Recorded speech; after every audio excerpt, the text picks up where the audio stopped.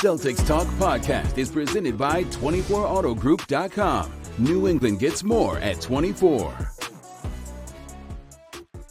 What's up, everybody? What's happening, Chris? Hey, it's Giles, so you know what the result tonight was. That's right. I'm telling you, man. What do you think? What do you think? My record is? Yeah, so the Celtics are now 28-17. So 11 games over 500. Yeah. Would you, of the 17 losses, how many do you think are a Giles night? I'm not probably somewhere between I bet it's at least 6. Yeah, because Abby's probably good for 4 of them. Kayla's caught an occasional stray, although she's gotten a lot of the good nights. Yeah, I'm probably more than 6 actually. Now that I think I don't know, because I think Eddie had a loss. Drew might have got a loss, but okay. Yeah, I'm not trying to temper it, but I can tell you what it feels like. It feels like a lot of times 16. You got the Forsberg Giles post-game show, and then they come in, and then we got to talk about the loss some more. I feel bad. I'm literally thinking of you the other night when the Celtics had this amazing double overtime win, and I'm like, oh man. I really enjoyed watching that game at home and enjoying it and making potentially too much noise after Hugo Gonzalez hit that game-tying 3 that I almost woke. I mean, you think you made some everyone noise. else in the household, but it was fun. But I also, like I told you at the beginning of the night, I was a little jealous that didn't get to fully enjoy it. I always say be in studio with you guys. I bust Abby's chops because you think about it. She missed the game where Anthony Simons had a monster night in Miami. And then, Sam Hauser almost set the team record for threes in Atlanta. Kayla goes 2-0 on the road. I'm like, Abby, signs point to you being the jinx. But Giles, every night you're on this pod, you know the degree of difficulty is going up. Do we all maybe also blame our boss on this one? Yeah, was this almost a scheduled loss? Fair. So you're scheduling me and I don't think it was a scheduled loss, but it kind of became one after a double overtime game last night. In one hand, I want to come in here and it's unbelievable that the Celtics were even competitive in this game, coming off a double overtime game, the travel, the Derrick Rose night in Chicago. The Bulls make 21 threes. They should have probably lost this game by 20. And yet, Jaylen Brown is just every night bringing it and every night trying to will this team to victory. And even though he probably should have sat out after saying his hamstrings were sore, he goes out there and gives you another just Herculean effort and nearly wills you to victory. So it's remarkable what this team is doing. The bottom line is you can't give up 21 threes. Can't give up 21 threes. And expect to win. It was so, and we were saying this. The Bulls, I don't know if they missed 7 in a row down the stretch, but it was something close to that. Think about it. It was definitely 6, and let's say they got to 7, and they still shot 46.7%. Yeah, because they were 20 of 37. Okay, so they were 1 of 8 down the stretch. They missed 7 in a row. I think they were. Wow. Nobody scored for 2 minutes at the end of that fourth quarter. Whatever the opposite of what Celtics and Nets did, where just bucket after bucket of amazing action, these two teams went ice cold, and that's the thing that's frustrating about it is the Celtics had their chances. Once the Bulls finally went cold, you felt like the Celtics were going to find a way to sneak this one out, and Derek White misses a tough 3. Just some tough bounces. I mean, I can't fault Jaylen. Jaylen was just relentless going to the basket and making good things happen, but you just couldn't get that other shot to fall. And then finally, Kevin Huerter makes it hurt with the final 3 on a little bit of a miscommunication. I'm not going to mention the player that was maybe out of position because I love him. But, and I don't know. I'll go back and watch. They're a little curious. They put Hauser out there, and, someone texted me, one of my buddies texted me and said, why is Hauser out there? Is that a Jordan Wall situation? It's always so difficult. You want to play a little bit offense, defense, but I think Hauser's been really good defensively, and he's got enough size to disrupt. And I don't mind him being out there, but him and Ugo sort of whether it should have been a switch or Sam should have fought over or Ugo should have stayed. All of a sudden it puts you in rotation, and now Huerter gets a really good look, and he, like I said, made it hurt. By the way, the irony is that it was the same near left corner. That the Celtics I didn't even think of that. Hit that 3 against Brooklyn to tie the game and essentially led to the win. That was the near front left corner. three that And then beat them tonight. Celtics actually had a last gasp with .2 on the clock to try to. The idea was they could force overtime if they did some sort of volleyball shot, and Peyton Pritchard nearly did. They said they didn't count it in the box score, so that it wouldn't have counted if it went in. But Let me tell you though, if he makes that shot, we're having some conversations. We're going to the monitor. We're having some conversations. Curtis Blair is going to the monitor and probably looks at Jaylen Brown and goes, "No basket." But I feel bad because the Celtics have been so good on the second night of back-to-backs. Normally find a way to grind through. But you mentioned it. 2+ threes from 8 different players. Yeah. The only player who misses them is Josh Giddey, who probably usually hits a bunch of threes. And it's hard to make that up. Anthony Simons was great for stretches of this game. Derek White finally kind of got it going in the fourth quarter. Hauser had his usual early threes before going a little cold. And you just couldn't get over the hump just because some bad stretches in the third quarter where Chicago came out and just kind of punched you out of the gates in the third quarter. Early third quarter, I feel like has been a little bit of a sore spot for the Celtics. I would agree with that. I don't understand what it is too. Joe's whole thing has been there should be no halftime because he just hates the break. Feels like it really messes with the team sometimes. And yet they go in there, they're able to watch clips. You'd think they come out a little bit sharper. Did you already mention this? Was I not listening? What's that? What the run was at halftime? I don't remember what it was. Chicago went on a 7-0 run right out of the half. Right. And then it ballooned a little bit too. It was just they started making threes and it felt like an early timeout. Celtics kind of caught themselves. I don't know. It's just one of those weird nights where you knew it was going to take just a almost perfect effort to get to the finish line, considering the circumstances, and they didn't do it. They did not. It would have probably eventually kind of felt like one of those. I can't believe they stole this one. Yep. I can't help but think though also that this is sort of they lost 114-111 at Chicago. This would have felt a whole lot worse had they 100%. Had they lost a double overtime game or even in overtime to Brooklyn. So the fact that they had a 98.3% chance of losing that game last night to Brooklyn on Friday night, I should say. Yep. They only had a 1.7% chance of winning. The fact that they did that kind of just you can look at the Chicago game and go, well, maybe you ran out of gas or Chicago just hit an absurd number of threes, whatever it might be. It just kind of changes the tone of it a little bit. I don't put this in quite the same bucket as I do that Houston game, but the Houston game today for me is the easiest to dismiss. End of the 5-7, they had nothing in the tank. Terrible matchup. And Houston shot 19 of 29 from 3 in that one. It was absurd.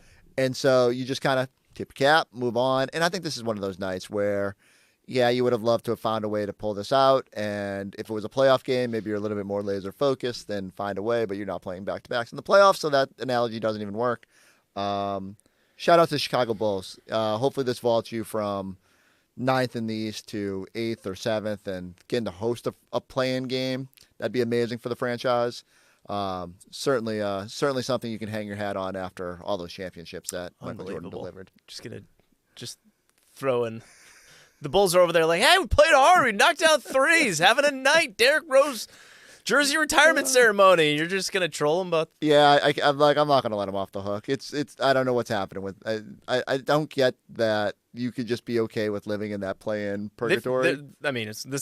It's not our podcast, but they've got some decisions to make in the next couple of weeks. I mean, they really do. And, it's funny because Celtics fans have been kind of monitoring. Every night we, I heard a lot of Celtics fans saying on Friday night against Brooklyn, everyone's like, all right, Day'Ron Sharp, what's going on over there? And then tonight, Jalen Smith, and wait, is Vucevic available? And what are the salaries? Everyone's kind of looking at all these teams that are in decision mode and wondering what you could get. And yet, Anthony Simons has a big night tonight. And yet again, you're left to say, well, if Derek White is kind of going through it, even if you think it's not going to last, it's been a luxury to have someone like Simons. Where are you at? Where are you at as the trade deadline approaches? Anthony Simons, I actually thought they could have gone to a little more often. Didn't play a lot in crunch time. Yeah, I thought mid-fourth quarter, he felt like one of the few guys that had it going, and he was also making a couple of defensive plays. So there must have been something they didn't like defensively or matchup-wise, or they just prefer, because I thought that maybe he would have gotten more run in the middle of the fourth quarter because he was playing as well as he was. And to your point, he's one of your better scorers right now, and on a night where Jaylen Brown did bring it with the 33, but probably would have wondered who else is going to step up and be the complimentary scorer, considering these guys played so many minutes last night. Well, he's playing right now.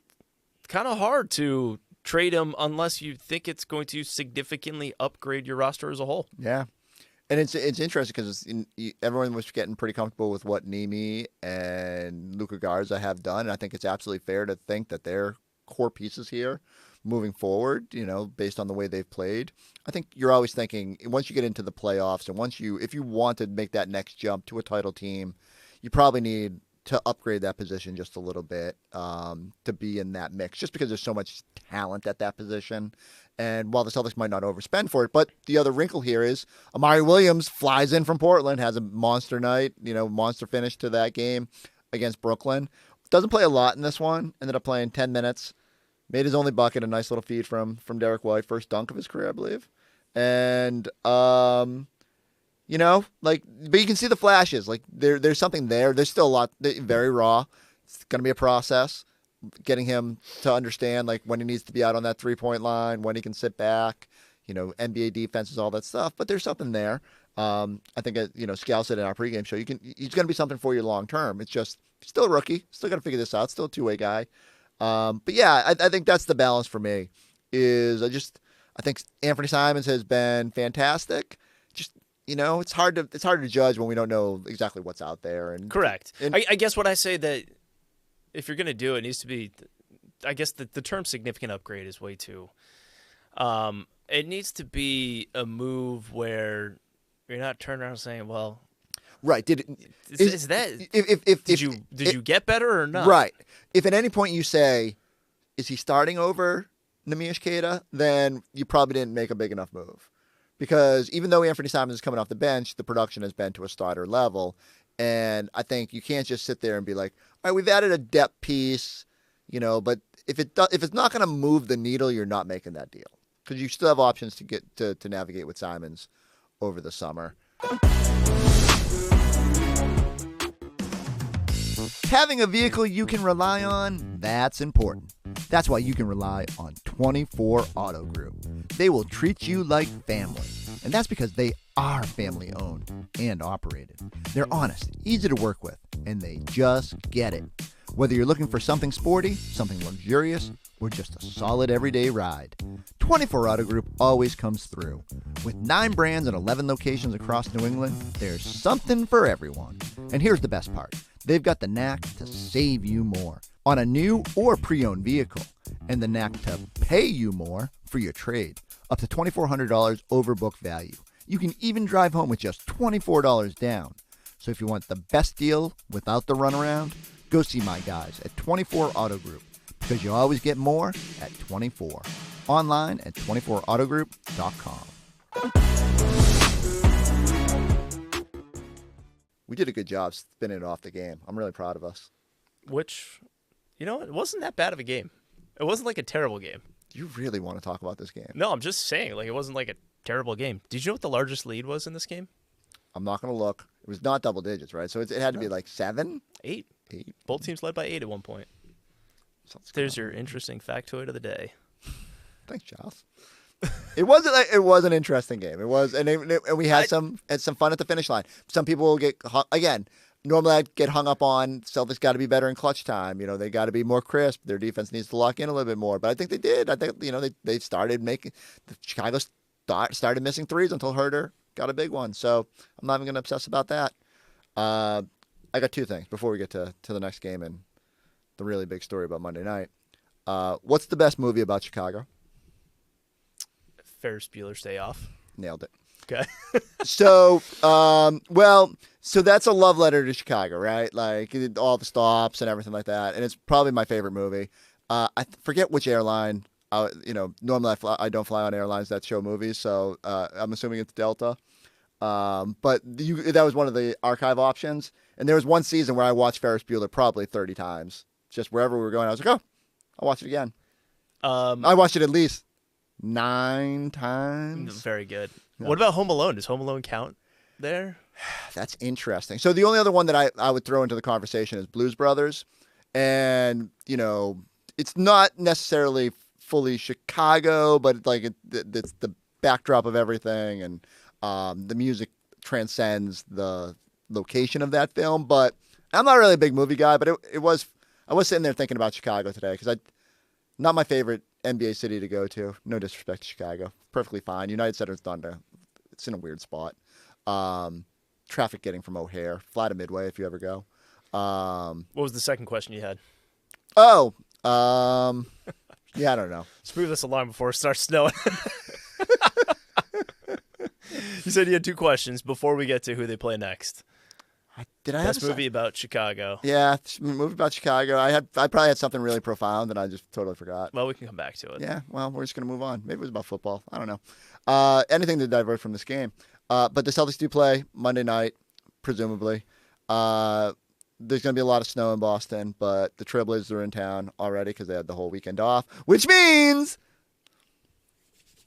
as if my weekend couldn't get any better after watching Ugo hit a corner 3-pointer to help win in double overtime. Now, potentially, Time Lord could play against his old team. He could. But we've also been in these chairs multiple times before, and I've said, hey, we got to make it to see. I really hope. See, that's another game where I'm pretty sure I did the Blazers post-game pod. Yes. Celtics lost that one out there. A tough loss, too. Drew Holiday did not play in that first meeting either, and now he'll get his first trip back to the Garden. Like I said, it's weird, a lot of these guys that are coming back, him and KP later this week, they were only here 2 seasons, but you win a title. Right. It matters. You're a legend here. There were members of that 2008 team that didn't hang around very long, and are endeared forever. What do you think it'll be like? I guess because Drew was so quiet and maybe not, when you think about like Luke and KP and all that, I don't know if the tribute video won't be as over the top or emotional. And yet that Indiana series, like everything Drew did, like that first year, he was just so good. Automatic from the corner. And it'll be nice that he gets his moment. Definitely. In a weird way, you asked, like, what do you think it'll be like? A lot of it's going to hinge on what happens, like, Sunday at 3 o'clock. You know what I mean? Like, true. Patriots win that game in Denver, and then you get that crowd that's feeling great going into Monday night for that Celtics game against the Blazers. Like, they're going to be a lot more nostalgic about, like, the championships and the championship teams. So I like where your head's at. I'm just saying. I think that goes into it. And do you think otherwise? Drew Holiday was just so well liked, and for deservingly so. Like, great player, great teammate, guy who was great in the community as well. So, and I think there are a lot of people that are probably sad to see him go and get dealt this offseason. But yeah, I mean, regardless, he's going to get, I think, a standing ovation when it comes to that. Don't you? Oh, yeah. Like, I mean, there's no doubt in my mind. I mean, again, and I think, like, whereas Luke acknowledged it very, in his own way, coming to the game the night before, I think Drew will be very businesslike. It's just I'm not saying it's another stop on the calendar for him, but, look, he's already won a title in Milwaukee. He's done this. He's got roots in multiple places. And I think he'll enjoy the moment, and then it'll just be, focus will be right back on basketball. Okay. Whereas, like, KP... And I don't know, I don't think he's going to play, but if he's here on Wednesday, like that will be let's soak this in, might walk out with a championship belt, you never know with KP. But the real question is Rob, and if Rob plays, and if he does something cool, like what if Rob dunks on Ugo? I mean, what do why I are you do? asking me that? What? I know, fair. Are you? It's a rhetorical question. Have you not thought about this yet? I have. So what happens if? In that instance, I think I celebrate that Rob is doing cool things, and I hope in that moment he then turns to Brad and waves and says, "See you soon." And see you soon as in like. Can you imagine how? I hope you were on the schedule for whatever the pod is where the Celtics reacquire Rob Williams, because that will be an insufferable moment. I might just parade around this studio for days on end celebrating that moment. The trade deadline special. Whether it's a trade deadline or this summer when they sign him for lower money, like whatever the moment might be, it's going to be amazing. All right, we're way past what I told you we were going to do for this podcast. So I need everybody to go subscribe. When you go out to shovel the 9 feet of snow coming overnight in New England, pop this episode on. Listen to last night's. A little bit more fun. than this one. No offense, Giles, It's okay. just because it was a It's game. true. But go listen to all the past episodes. Someone go track Giles' record for me and put it in the comments Oh, so we it's can bad. we can narrow down just how he's done. We'll catch you Monday night on the Celtics Talk podcast. See ya. Go Patriots!